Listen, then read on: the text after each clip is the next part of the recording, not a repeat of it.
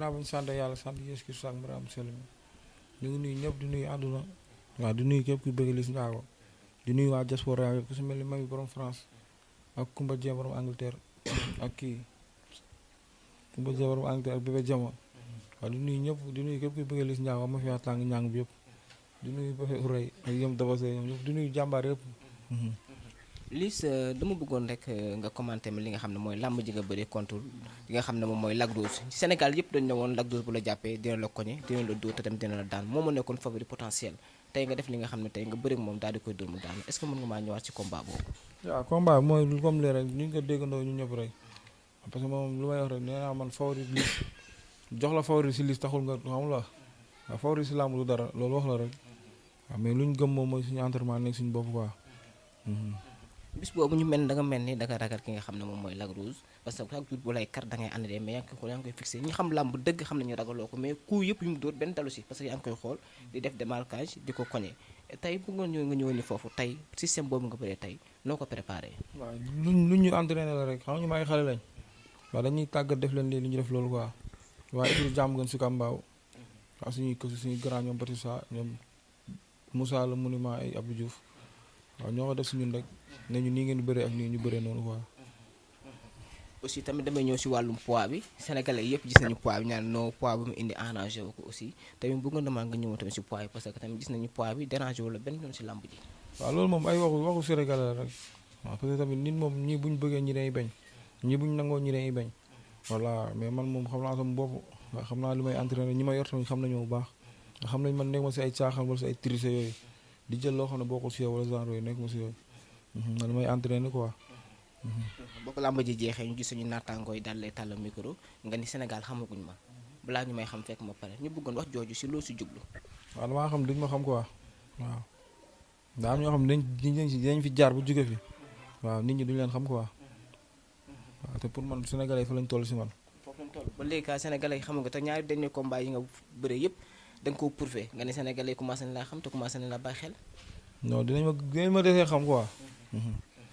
pour sama booy nii waaw ñoom mën naa dinañ ma maîtriser quoi mais ñi ma xamuloon waaw dinañ ma yéex a gën a xam. tey Liss nga daan dinañ ma xam quoi. tey Liss nga jóge si Zos daal di koy dóor mu daanu jóge si Lac Rose daal di koy dóor mu daanu tey kan moo nekk ca kanam ci làmb bu ñu dégloo askanu làmb ñi nga xam ne ñooy chroniqueurs yi démb Fadam maa ngi koy dégg mën naa en direct mu ne juillet la ñu bëgg tëgg ki nga xam ne moom mooy Ada Fass ak Liss est-ce que pare nga pour jàmmaarloo ki nga xam ne mooy Ada Ndakaaru. non man moom maa ngi fi pour ñëpp quoi. mais samay staff ak sama booy samay ménagère Aline Gueye maa ngi koy nuyu au passage waaw ñoom lu ñu doy décider rek loolu laa décider quoi mais ku daan laay bëral quoi du ma bëre ku daanu. waaw ku daan daal ngay bëree kon sa njort ne dalaa may ni ki nga xam ne moom mooy Ada sa njort ne dalaa may ni ki nga xam ne moom mooy Ada du daan ki nga xam ne moom mooy Lac de Guiers. parce que le maire gañ quoi seen lamb la man moom du ma dugg si lambu jàmbur waaw seen lamb sama yoon new si que le maire gañ mais du ma bëre ku daanu quoi. kon tey làmb amaan na beneen facette bi nga xam ne tey nit ñi ñeneen ko yaakaar lan mooy nekk facette Liss ki nga xam ne mooy bis yi ñuy ñëw ci làmb. waaw bis yi ñuy ñëw si làmb mooy tey maanaam kon bis maanaam. comme ça yéen Liss ban anam lay ñëwaatee ci làmb parce que far na ci ko daan na ko la ñuy xaar ci Liss Ndiago. non day nekkaat suñu entraînement rek waaw parce que làmb moom da ngay entraînement mu nga si dëgg ay mois làmb benn jour la bu jaalee da ngay nekkaat say entraînement rek ñun moom amuñu leneen lu dul entraînement te mbër moom boo ko waxee entraînement ngay wax pour man quoi. billaay ñu ngi si entraînement di waajal leneen lu ñëw rek gaan pare nañ quoi. léegi tey est-ce que mënu maa limal li nga xam ne moom mooy juróomi adversaire yi nga xam ne tey pare nga pour naat pour bëri ak ñoom tey buñ la ko joxee. non ñi ne sama kanam ñoom pare naa pour bëri ñëpp. ba woo ci kenn pas may tudd tur kii la mais ñi ne sama kanam moom pare naa pour bëri ñëpp pare naa pour jàmmarlu ñëpp waaw. aussi ponkali si lamb jam di la ñaanta ñu may chance quoi waaw aussi VIP itam ku ñu may chance may bëri ñëpp. tey bu ñu tëggoon ki nga xam ne moom mooy Liss ak Gouye Gui pare nga pour bëre Gouye Gui. non maa ngi li nekk sama kanam quoi. nekk sa kanam mais pare woo tey pour bëre Gouye Gui. li nekk sama kanam kay jeexal la wax. waaw mais tamit am na aussi tamit ki nga xam ne tamit amul combat est-ce que di nga pare pour bëre muy Sa Thiès.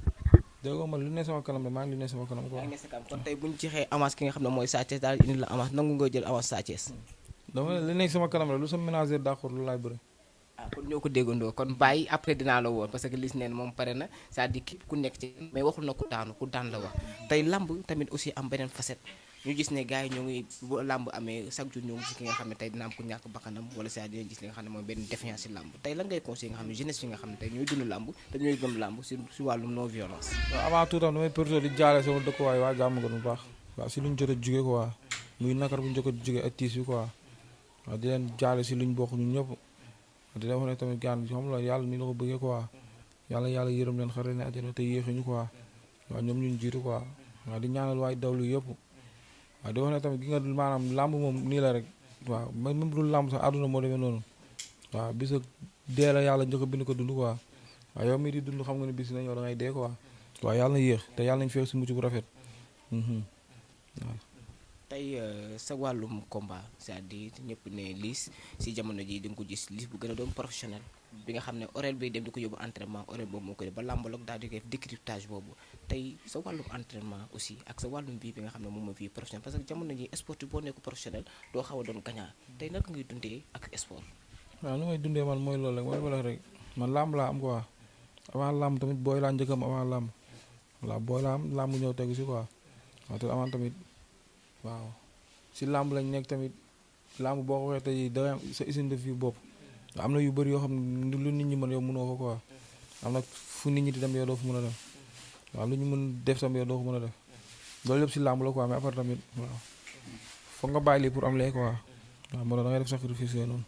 mais est-ce que récupération bi nga xam ne sportif yi nga koy récupérer bu baax kon lu ñuy tàggatoo li nga xam ne mooy Ama Baldé manque de récupération manque de professionnalisme est-ce que yow yaa ngi koy baxee récupérer bu baax di nga entraîner bu baax aussi tamit tey ñu bëggoon xam tey sa diggante ak sa coach parce que à chaque fois dañu gis bu plateau jeexee wala boo daan sa coach danaan Liss boxe la gën a mën ko bëre te boo xoolee sa ñaari dernier combat yëpp boo xoolee boxe nga gën a wane ko bëre bu sa pokala dem naa sa 3 combat yi muy sa boxe si boxe bi la ñu bëgg nga revenir ko da nga koy. pourtant nag man bëreel man lépp laay def. mais lii boxe la ñuy gën a jëng utiliser. doo koy bëre rek sama premier combat ba deuxième combat troisième combat. sama troisième combat rek ñetti yoon laa daan boobi si biir bi mu yàgg si top 5 bi sama combat yi ma mës a daan ñëpp dem na top 5 voilà avant tamit xeex lamb bëri dóor lañu wax parce que ku la dóor ku bëriwul da ngay xeex da ngay bëri rek baa nga dóor mais man moom lépp laay boole moom damay bëri lépp ko rek boo ma wóotee damay boobu waaw mun naa fépp quoi. mu ne nga fépp mais dañoo gisee boxe bi nga ëpp li ngay utiliser jamono ji non bëri dóor lañu wax xëy mais avant tamit doo dóoree buntu am rek nga dem quoi mais boo dóoree buntu am leneen bëri am lu mu laaj rek man moom lamb moom lu mu laaj rek boobu loolu laay def di porto am di nuyu Mamour quoi Mamour Faa bi borom Kër Massar dama koy bëgg bu baax bi laay waaw boo dañu sonn si man bu baax ñoom Mamour ay Mamour Marcelo waaye Kele Dor boo yëpp jàmbaar yi. tey aussi tamit question bu may tëjee rek dama koy ñëwaat parce que aussi sànq avant may ñëw ndakaaru laa jógee waa axlu làmb taxaw bi nga combat bi nga xam ne tey moom laa chaque fois maa ngi ko revenir sama première question mais dama la koy indilaat à la fin muy aada ndakaaru boo xoolee aussi keroog signature de contrat am dañ koy jàll ngay fël li nga xam ne sa tànk mooy li mu tegoon foofu ñu dégg tamit ki nga xam ne moom mooy doomu bekaay bi di xam ne kii tur bi Modou Mbaye daal di ne Liss bu mu jël combat boobu parce que combat bu ñu fay ko 100 millions mais dafa taxaw ne askan bi ñoom ñoo soxla combat boobu tey bu Ada Fass daanee est-ce que Liss pare nga pour mois de juillet bi gars yi di wax nga bëri si ki nga xam ne mooy Ada Fass parce que ñoo bëgg leeral yoo xam ne ñun pare nga bu daanee. dégg nga la 10 combat 10 avance laa la bu taxawoon nii yoon booy pare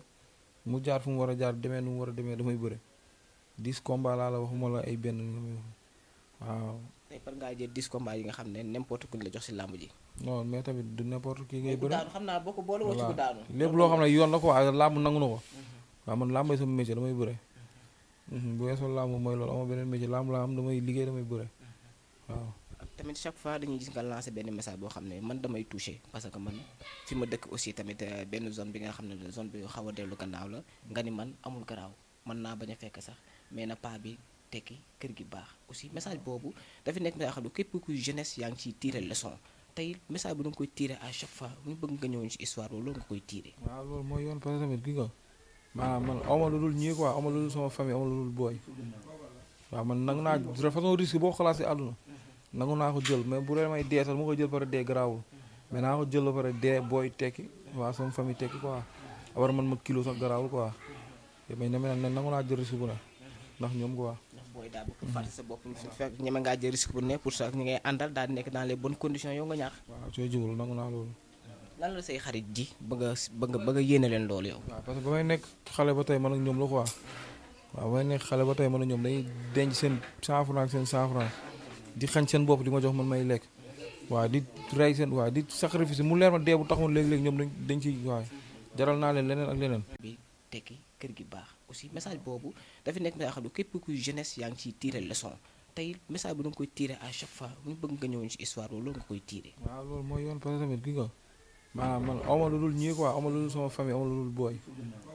waaw man nangu naa de façon risque boo xalaat si àdduna nangu naa ko jël mais bu dee may dee sax mu ko jël pare dee garaawul mais naa ko jël ba pare dee booy tekki waaw sama famille tekki quoi war man ma kilo sax garaawul quoi mais nangu naa jël risque bu ne ndax ñoom quoi. ndax booy daa bëgg fàtte sa bopp su fekk ñeme ngaa jël risque bu ne pour ça ñi ngay àndal daal di nekk dans les bonnes conditions yow nga ñaax. waaw soo jublu nangu naa loolu. lan la say xarit ji bëgg a yéene leen loolu yow. waaw parce que ba may nekk xale ba tey man ak ñoom la quoi waaw ba may nekk xale ba tey man ak ñoom dañuy denc seen 100 francs seen 100 francs di xañ seen bopp di ma jox man may lekk waaw di rey seen waaw di sacrifice mu leer ma dee bu taxoon léegi-léegi ñoom dañ ciy waaw jaral naa leen leneen ak leneen voilà kon ñooñu awma seen fay waaw kon lu ma mën a def la tuura pour waaw ñoom ñu nekk aux conditions yu baax ak sama famille yëpp waaw loolu laa jaayante waaw. lii seen kàddu ngay tàggatoo ak kàddu ngay dénkaan li nga xam ne moom mooy axlu làmb. waaw lu may tàggatoo mooy di santaan ñëpp di gërëm ñëpp di wax ni kontaan naa si ñëpp képp kuy bëgg Liss Ndiago foo mënta nekk rek waaw ku lim day jum ak mafia tàng ñàng yëpp gis naa booy ni sonné si combat bi surtout mafia bi waa jàmm gën waa diaspora beeg sama mbokk Ndiago yëpp